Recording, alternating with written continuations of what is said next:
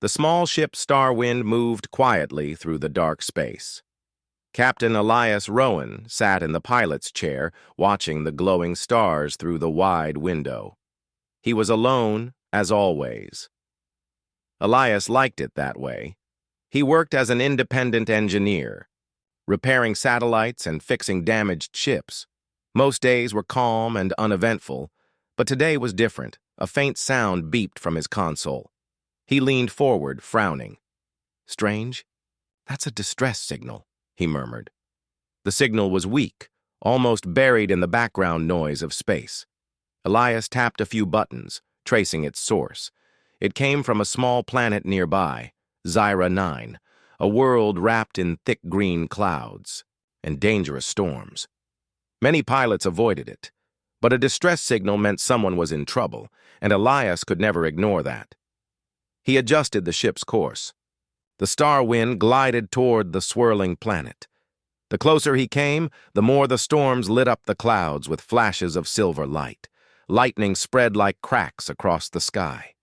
The ship shook as Elias entered the atmosphere, the sound of rain, and wind roaring against the hull. His scanner picked up the location of the signal. It was coming from a deep valley filled with fog. Through the mist, he saw a crashed shuttle, its silver body bent and broken. Elias landed nearby. He grabbed his repair kit and a portable shelter, then stepped into the storm. The wind pushed hard against him, and rain soaked his jacket in seconds. He hurried toward the wreck. The shuttle's door was jammed, but with some effort, he forced it open. Inside, the air smelled of smoke and burnt metal. The lights flickered weakly. Then he saw her. A tall alien woman lay on the floor, half pinned under a collapsed panel. Her skin had a soft silver tone, and her hair shimmered faintly. Even in the dim light, she wore an ornate uniform, but it was torn in places. A cracked breathing device lay near her, its lights blinking red. Elias crouched beside her. "Hey, can you hear me?" Her eyes fluttered open, bright violet eyes filled with confusion and pain. She tried to speak, but her voice was weak, and the words were in a language Elias did not know. Still, the fear in her eyes was clear. "Don't worry," Elias said gently, even though she might not understand. "I'm here to help." First, he lifted the fallen panel. It was heavy, but he pushed with all his strength until it slid aside. Then he checked her breathing device. The oxygen tube had snapped. Without it, she couldn't breathe well in this storm-filled atmosphere. Elias quickly took out a spare air filter from his kit. It wasn't designed for her species, but he could make it work. His hands moved fast, fixing the tube and sealing the cracks with a small welding tool. When he placed the device back on her, her breathing eased. She looked at him with relief in her eyes. "Better?" he asked, giving her a small smile. She made a soft sound, maybe a word of thanks, and tried to sit up. But her legs were trembling. Elias shook his head. "Easy. You're not ready to move far yet." The shuttle was not safe. Sparks still fell from broken wires, and the metal creaked with each gust of wind. Elias knew the storm would only get worse. He had to get her to shelter. He unfolded the portable shelter, a small dome-shaped structure with a glowing heater inside. Carefully, he helped her to her feet. She was taller than him, but very light to support. Step by step, they moved into the shelter. Inside, the air was warm and calm. The storm's noise became a faint hum outside. She sat down, breathing deeply. Elias handed her a cup of warm water from his supplies. For a moment, they just looked at each other. She studied his face, as if trying to remember every detail. Elias noticed the delicate patterns along her cheekbones, markings that looked almost like silver leaves. "I don't know your name," he said quietly. She placed a hand over her chest and said something slowly. "Sarai." Elias pointed to himself. Elias. Her lips curved slightly, repeating his name, though her accent made it sound musical. They waited for the rain to lessen. Elias worked on a small beacon to send out a rescue signal for her people. As he adjusted the settings, Sarai watched him with interest. She spoke again, this time pointing to the broken shuttle and then to him, as if asking why he had come. He shrugged. "You were in trouble. I help where I can." She tilted her head, perhaps surprised by the simplicity of his answer. Soon the beacon flashed green. Help would arrive within an hour. Elias felt a strange mix of relief and sadness.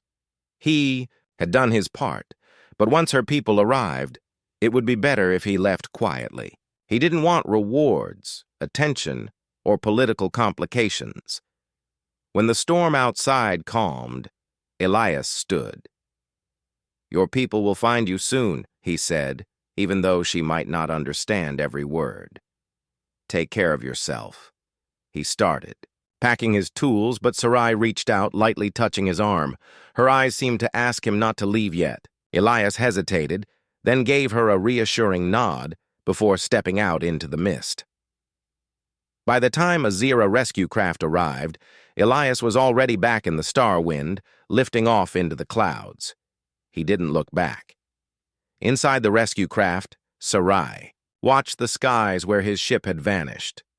She didn't know why the human had left so suddenly, but she knew one thing. She would not forget him. And far above Zira 9, Elias set his course for the next repair job, unaware that his quiet act of kindness would one day return to change his life forever. The twin suns of Zira rose slowly over the crystal towers of the royal city. From her high balcony, Queen Sarai stood silently, looking over the bright streets below. The wind carried the soft scent of silver-leaf flowers from the palace gardens. But her mind was far away, still on the stormy valley of Zira 9, 5 years ago. She could still see him in her memory, the human man with calm eyes, steady hands, and a voice that carried no fear. He had saved her when her shuttle crashed. He had fixed her breathing device, led her to safety, and waited until her people could find her. And then, he had vanished. Sarai had told her council about him many times after her recovery, but there were no records of his name or his ship. She only knew one word from him: Elias. In the grand throne room, her advisors gathered. The air shimmered faintly from the light that entered through the tall glass walls. "Your Majesty," said Minister Raylan, an older Zira with silver robes, "the human colonies grow in influence. Our trade agreements must be handled carefully. Many among the council believe we should focus only on our own star systems." Sarai's eyes narrowed slightly. "And what of the humans themselves? What do we truly know of their people?" The minister gave a small shrug. "Enough to trade with them, but not enough to trust them fully. They are unpredictable."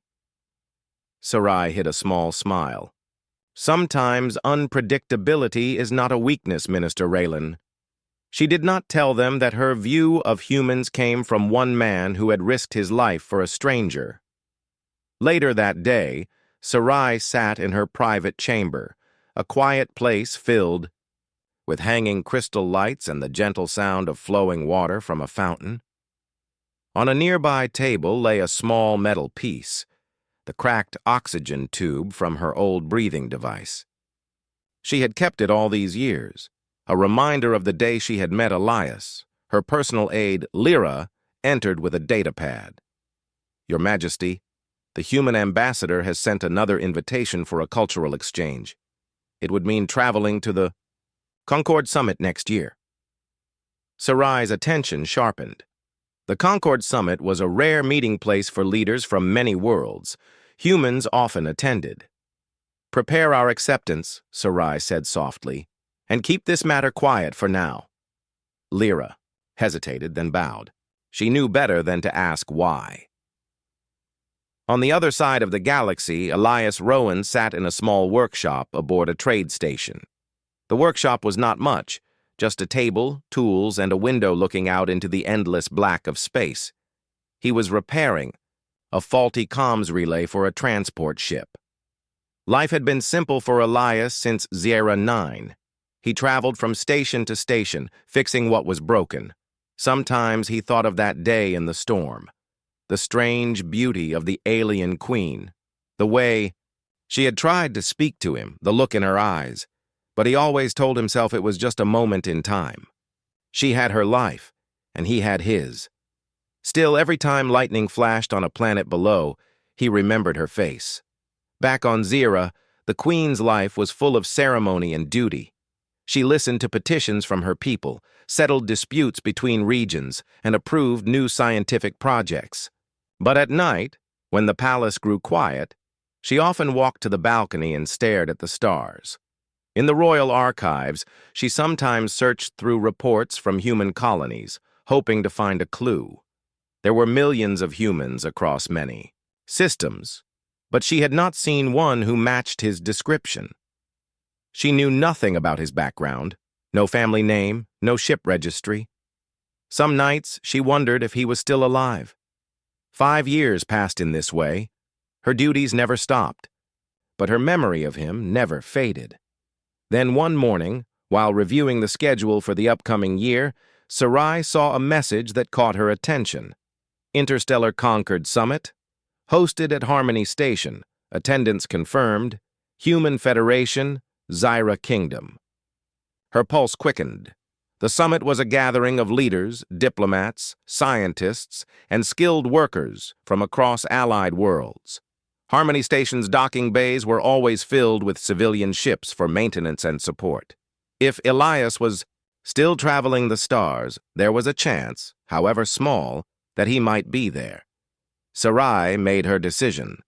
She would attend in person, even though some advisors preferred to send a representative. When the day came, her grand starship, Radiant Crown, lifted off from Zyra and cut through the star lanes. The ship's interior was filled with soft light, and the walls shimmered faintly with patterns of silver and blue. Sarai stood near the large viewing window, watching the stars rush past. Lyra approached quietly. "Your Majesty, you seem expectant. Is there something you hope to find at this summit?" Sarai looked at her aide with a calm but firm expression. "There is someone I once met, someone I owe a debt to. If fate allows, I will see him again." Lyra did not ask further questions, but her eyes showed curiosity. Days later, Harmony Station appeared like a shining wheel in the darkness, spinning gently to keep its artificial gravity. Ships of every shape and color floated nearby, coming and going like insects around a lantern. The Radiant Crown docked smoothly. Sarai stepped out with her guards and attendants, walking through the bright corridors lined with banners of different worlds. Diplomats bowed, photographers tried to capture her image, and officials began guiding her toward the conference hall. But Sarai's eyes scanned the crowd around her, searching every face. And then, in the far corner of the docking bay, she saw him, a man in a plain mechanic's jacket holding a tool case, wiping grease from his hands. His hair was a little longer now, and there were faint lines at the corners of his eyes, but the calm expression was the same. Her breath caught for a moment. It was Elias. Elias was focused on repairing a docking sensor when he felt a strange hush fall over the space around him. He turned, confused, and froze. Walking toward him was the alien queen he had saved years ago, her silver robe flowing, her violet eyes fixed on him. For a second, he thought it might be a dream. She stopped in front of him, and for a moment, neither spoke. The world around them seemed to fade. "Elias," she said, her voice soft but certain. He blinked in surprise. "You remember me?" Her lips curved in a gentle smile. "I have never forgotten." The noise of the docking bay seemed far away. People moved around them, carrying tools, speaking into comms, and guiding ships. But for Elias and Sarai, the world had gone still. For a long moment, they simply looked at each other. 5 years of questions filled both their minds. "You are Here, Elias finally said, his voice low, almost unsure if this was real.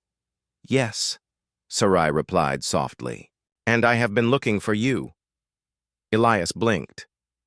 Looking for me? Why? Because you saved my life, she said, and you left before I could thank you. Elias shifted uncomfortably. I didn't think you'd remember. Sarai tilted her head, a small, almost amused smile on her lips. How could I forget? The storm, the broken shuttle, and you. Before Elias could answer, one of her guards stepped closer, looking between them.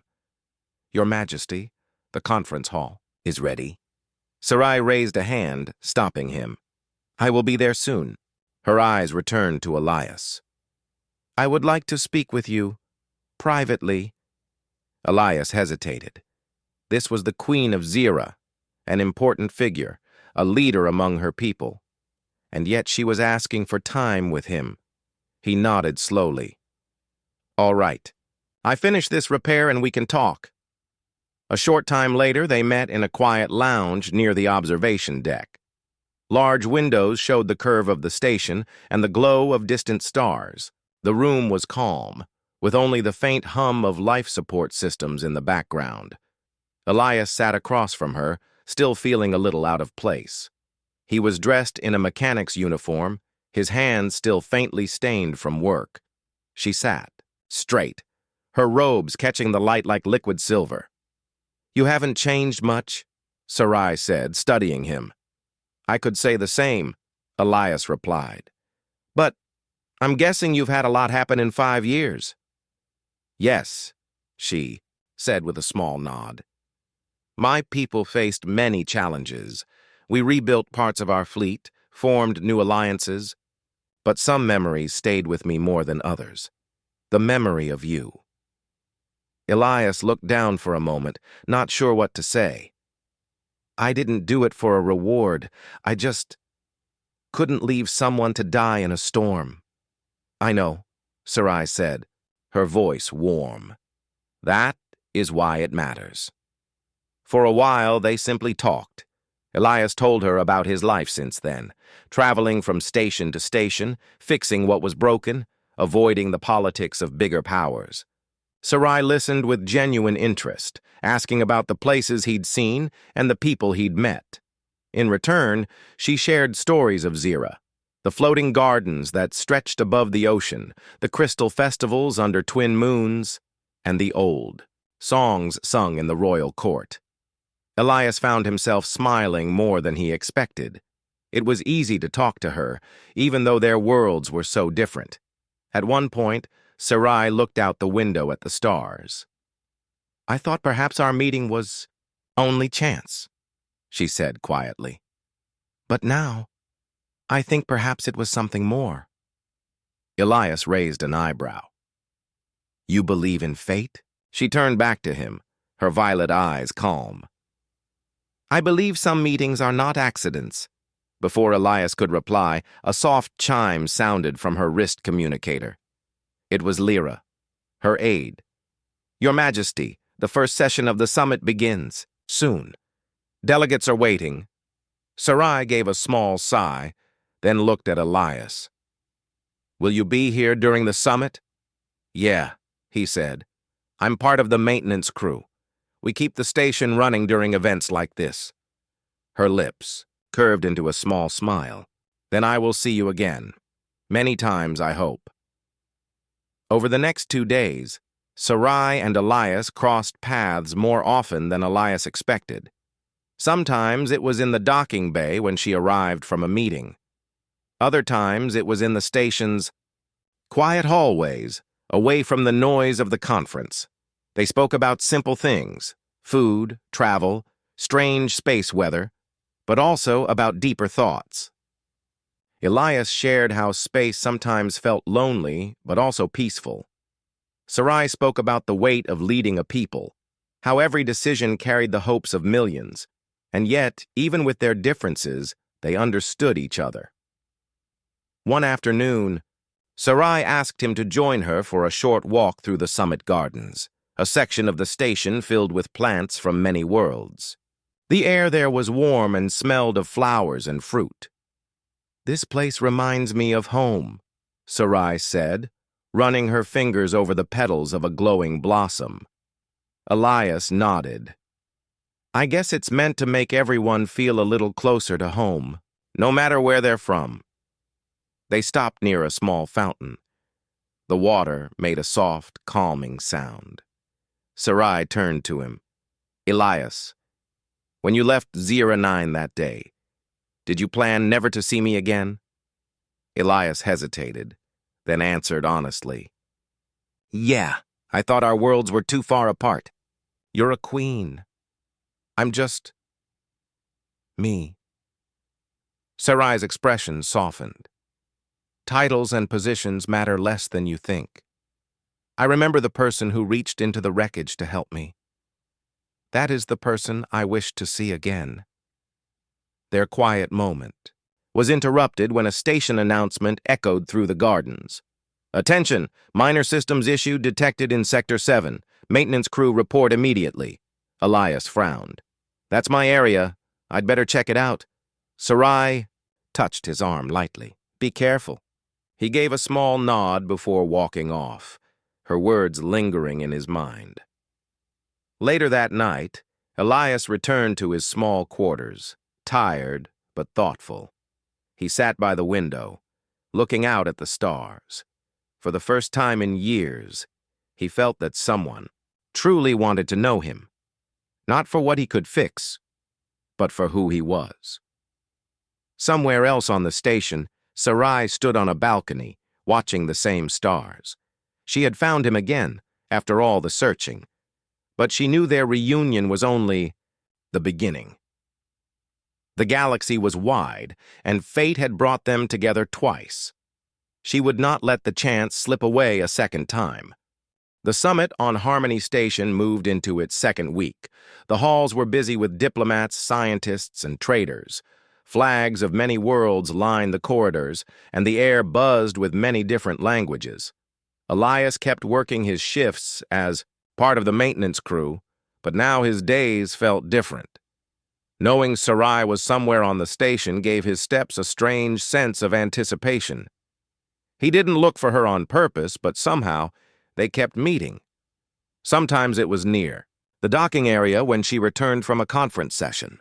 Other times it was in quiet corners, the gardens, the observation deck, or the long glass walkways that overlooked the stars. One afternoon, Sarai found him repairing a food dispenser in a lounge. She stood nearby, watching with a curious expression. "You still work with your own hands," she said when he looked up. Elias smiled faintly. "Machines don't fix themselves. Besides, I like working with my hands. Makes me feel useful." "You were useful to me long before this," she said softly. He paused, feeling the weight of her words, then returned to his tools. "I didn't expect we'd have the chance to talk like this again." "Neither did I," Sarai admitted. "I thought perhaps I had imagined the way you were that day, but now I see it is the same." That evening, Sarai invited Elias to join her for a meal in one of the station's quieter dining rooms. The room had a view of the stars and soft lighting that reflected on the polished floor.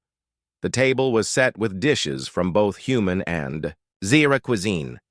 "This is more than I'm used to," Elias said, looking at the elegant plates. "Then you will have to let me guide you," Sarai replied with a small smile. She showed him how to eat the crystal fruit slices, and in return, he introduced her to roasted human bread rolls, which she found amusingly simple but delicious. They talked easily, sharing small pieces of their lives. Elias told her about the time he got stuck on a drifting station for 3 days with nothing but canned beans and a broken radio. Sarai laughed, a soft, melodic sound that made Elias glance at her more than once. She spoke of her early days as queen, when every decision felt too big and every speech too heavy. Elias listened without judgment, offering the kind of quiet attention few ever gave her. Over the next days, their friendship deepened. Sometimes they walked the observation deck together, watching ships arrive and depart. Other times, they simply sat in the gardens, speaking about their worlds, cultures, and the strange little habits each species had. Elias taught her a few human idioms. She repeated them in her own accent, which made them sound almost like poetry. "Break the ice," she said slowly one afternoon, testing the phrase. "This is what humans say when they meet for the first time?" "Yeah," Elias said with a grin. "It means to make things less awkward." She nodded thoughtfully. "Humans are unusual. They use words that mean one thing but say another." "That's language for you," he replied. "Sometimes meaning is more than the words." One morning, as Elias finished a maintenance check, in the central hub, Sarai's aide Lyra approached him. "Her Majesty asks if you are free later today," Lyra said formally. Elias wiped his hands on a cloth. "Sure." "Where?" "The gardens. She wishes to show you something from Zira." When Elias arrived later, Sarai was standing near a small patch of glowing flowers. "These are star petals," she explained. "They bloom only under certain kinds of light. I had the station's gardeners adjust the lamps so they would open for you to see." Elias looked at the flowers, their pale blue petals shining faintly in the air. "They're beautiful." "I thought you might say that," Sarai said, her eyes warm. "Beauty is greater when it is shared." It was during one of these quiet moments that Elias began to understand something. Sarai was not just grateful to him for saving her life. She genuinely enjoyed being around him, and he, despite himself, was beginning to feel the same way. But just as the thought settled in his mind, a chime echoed through the stations. "Speakers. Attention, technical notice. Oxygen filtration system is reporting irregular output in multiple sectors. Maintenance teams report immediately." Elias frowned. "That's serious. If the system fails, we'll have bad air circulation in some areas." Sarai's eyes sharpened. "Can you fix it?" "I can try," Elias said. "But I might need help, especially with the Zira-made filters in the conference wing." Minutes later, Elias and Sarai were in the heart of the station's engineering deck. The noise of pumps and fans filled the air. Screens showed pressure readings dropping in several zones. Elias quickly traced the problem. "One of the main filtration units is jammed. We need to reset it before the backup runs out." Sarai didn't hesitate. "Tell me what to do." "You?" Elias asked, surprised. "I may be queen, but I can still turn a tool," she said firmly. With no time to argue, Elias handed her a panel key and explained how to open the side access. Together, they worked. Elias checking the electrical circuits, Sarai adjusting the pressure valves. When one of the bolts was stuck, Sarai braced the tool and pushed with surprising strength. "On Zira," she said with a faint smile. "We learn early not to be too delicate." Finally, the last connection clicked into place. Elias reset the system, and the screens flashed green. "Oxygen levels stabilizing," the computer announced. Elias leaned back, letting out a breath. "We did it." Sarai smiled at him, her eyes bright. "We did." Later, word spread among the summit delegates that the Queen of Zira herself had helped save the station from a technical failure. Some diplomats whispered about it, surprised that a leader would join in such work. Others admired her for it. For Elias, the praise didn't matter. What stayed in his mind was the moment they had worked side by side, without titles, without distance, just two people solving a problem together. That night, as they stood by the observation window, Sarai looked out at the stars. "Today reminded me of the storm on Zira 9, she said. Elias nodded. "Yeah, only this time, I wasn't the one doing the rescuing." Sarai turned to him with a soft expression. "Perhaps we rescue each other, in different ways." For a long moment, neither spoke. The stars shone quietly beyond the glass, and something unspoken passed between them, a bond that was no longer just from the past, but from the present. The day after Elias and Sarai repaired the oxygen system, the summit returned to its normal rhythm. Diplomats gave speeches, scientists presented their research, and traders discussed new routes. But behind the calm surface, whispers spread. Word had reached the delegates. The Queen of Zira had been seen working side by side with a human mechanic to save the station. Some found it admirable, others found it unusual. Elias noticed the looks. As he walked through the corridors, a few people glanced at him with curiosity. He wasn't used to being noticed. Normally, he was just another worker in the background. That morning, while Elias was replacing a damaged light panel in the conference wing, a human delegate approached him. "You're Elias Rowan, aren't you?" the man asked. Elias hesitated. "Yeah. Why? You're the one who worked with the Queen yesterday." The man smiled faintly. "Some people are calling it the Storm Rescue, Part 2. Elias shook his head. It was just maintenance work, nothing more. But deep down, he knew that wasn't how everyone would see it. Meanwhile, in the royal meeting room, Sarai faced her council advisors, who had traveled with her from Zira. "Your Majesty," Minister Raylan said, his tone respectful but firm. "Your actions yesterday have caused talk among the delegates. While your courage is not in question, some believe it is improper for a queen to be seen performing manual work alongside a civilian." Sarai's violet eyes cooled slightly. "A civilian who helped save my life 5 years ago, and yesterday helped save this station." Raylan exchanged a glance with another advisor. "We only suggest caution, Your Majesty. Appearances matter in diplomacy." Sarai folded her hands. "Appearances mean little if the air we breathe is poisoned." Elias acted without hesitation. "I will not hide my respect for that."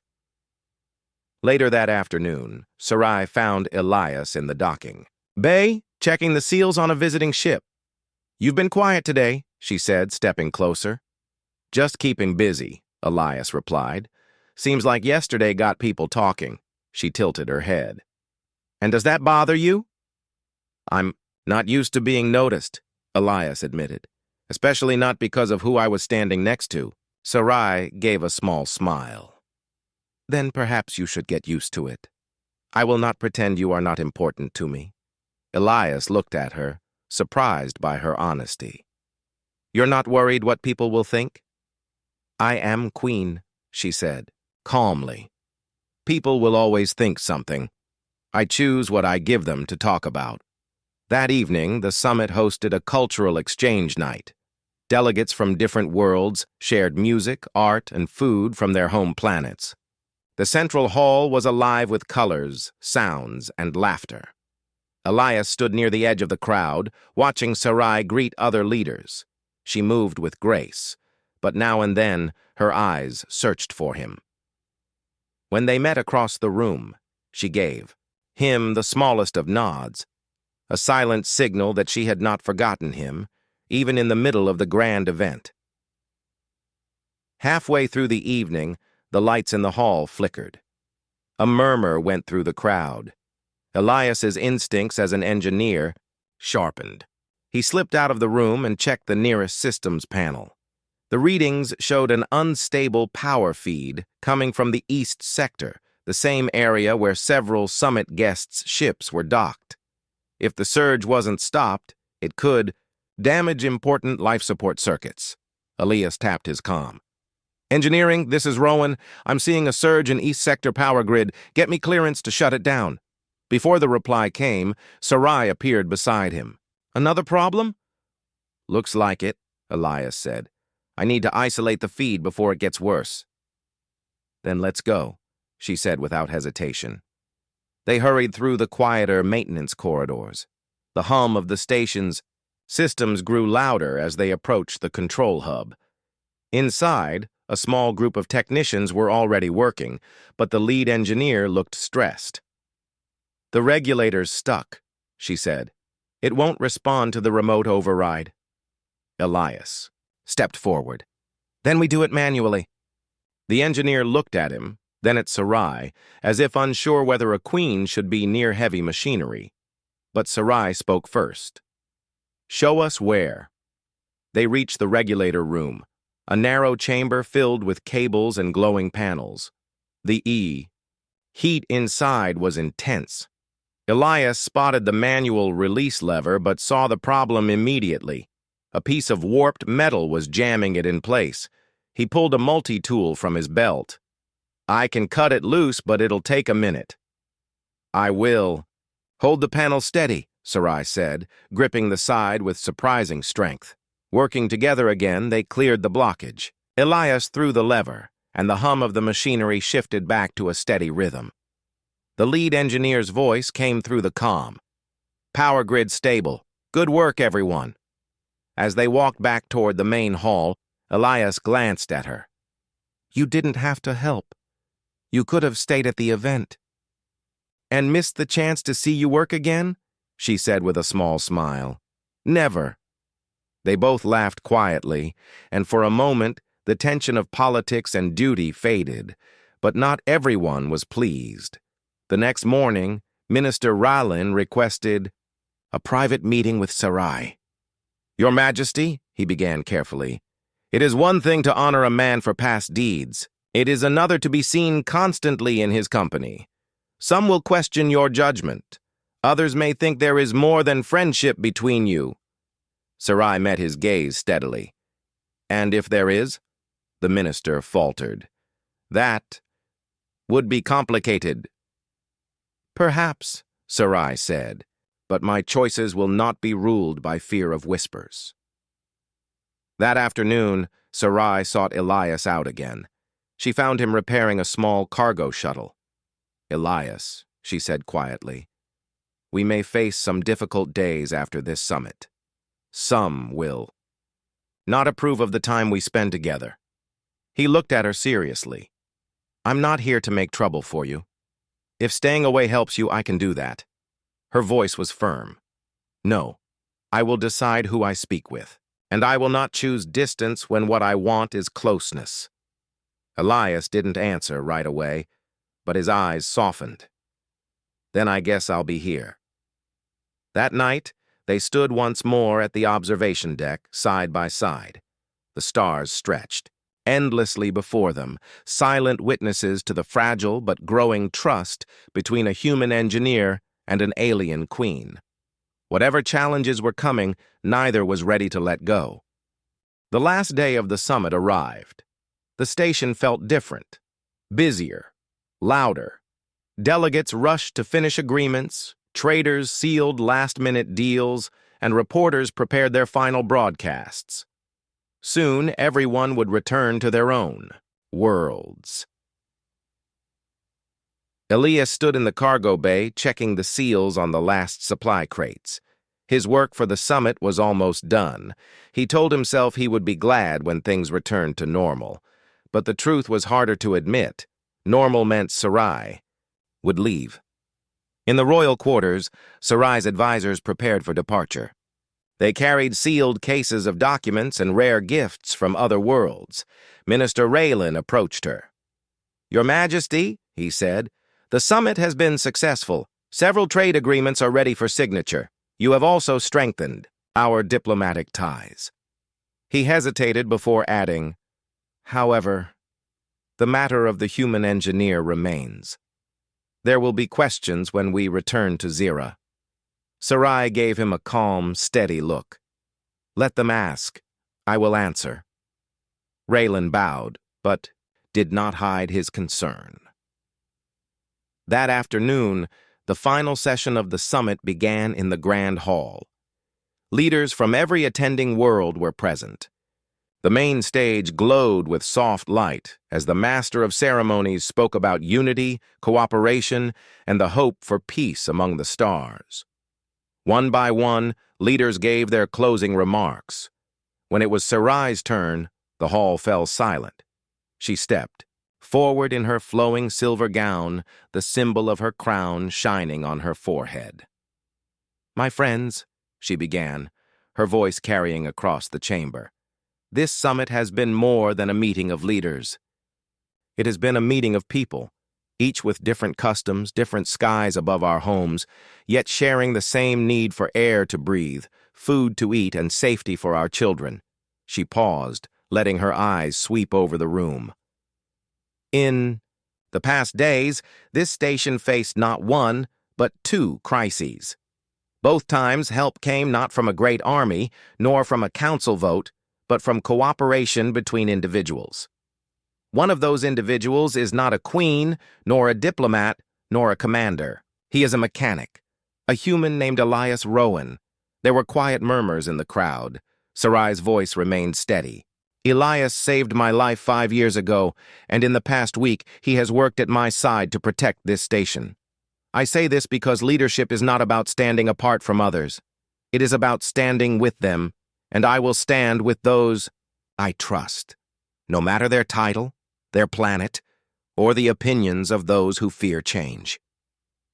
In the back of the hall, Elias felt every eye turning toward him.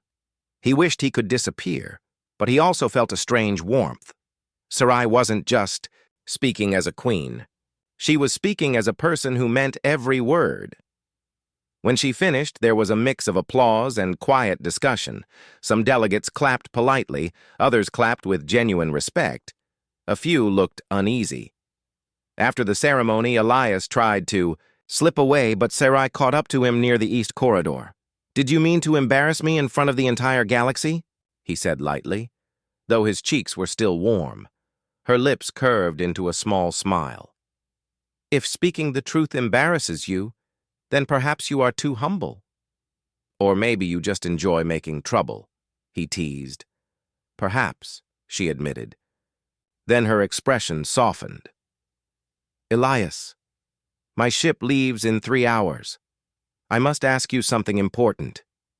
He felt his chest tighten. "What is it?" "I want you to come with me," she said simply. "To Zyra, not as a guest for a week, but to stay. I cannot promise it will be easy.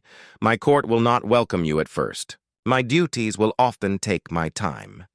But I can promise you will not be alone." Elias didn't answer right away.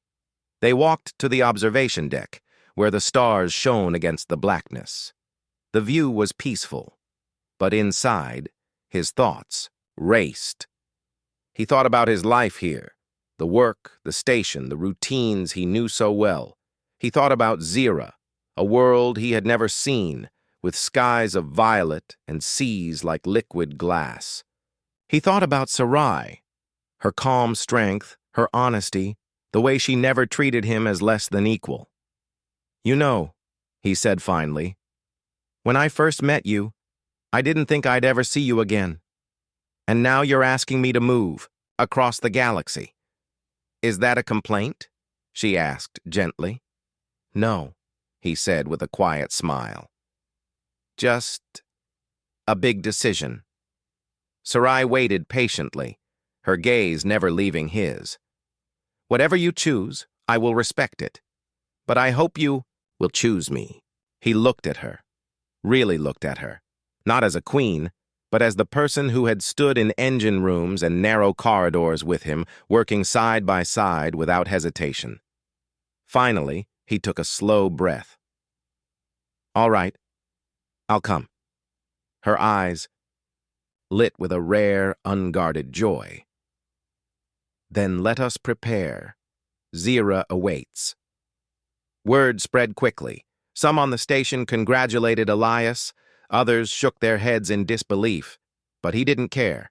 His decision was made. He packed his tools, same ones he had used during the station repairs, and a small bag of clothes. Everything else he left behind. 3 hours later, Elias stood at the boarding ramp of Sarai's royal ship. The vessel was sleek, with silver curves and a soft glow along its sides. Inside, the corridors were lined with pale crystal, and the air smelled faintly of something like wildflowers. Sarai met him at the entrance, her advisors standing behind her. Minister Raylan looked at Elias with uncertainty but said nothing. "Ready?" Sarai asked. Elias nodded. "Ready." As the ship lifted from the station, the stars outside shifted. The great wheel of the summit station grew smaller, then vanished into the distance. Ahead, the endless dark stretched out, full of unknown worlds and unimagined challenges. Elias felt a mix of excitement and fear, but Sarai's presence beside him steadied him. "This is the beginning," she said softly. He glanced at her. "Of what?" "Of a story we will write together," she replied, and as the ship leapt into faster-than-light travel, Elias knew she was right. Whatever lay ahead, politics, strange lands, or moments of quiet under alien skies, they would face it side by side. That was the choice he had made, and for the first time in years, it felt like the right one. The stars waited, and so did their future.